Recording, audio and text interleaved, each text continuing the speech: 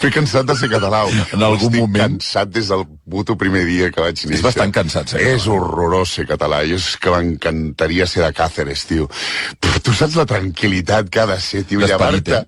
Exacte, al matí, no haver de defensar la llengua, no patir, no patir que perquè et manifestes et fotin a la presó 3 anys i mig, com aquest pobre tio que ara el volen fotre a la presó perquè es va manifestar contra la sentència. Una manifestació en un país lliure, que no has de lluitar per les coses més bàsiques i que hi pot haver més sentit de l'humor. Clar, és un país molt estressat, el nostre. Vivim amb una...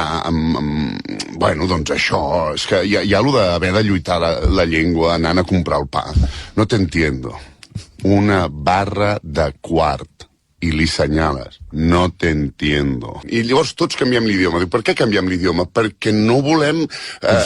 conflicte. Perquè el conflicte és cansadíssim i no volem conflicte, no perquè siguem uns covards, que és el que això sempre ens han dit, perquè és esgotador.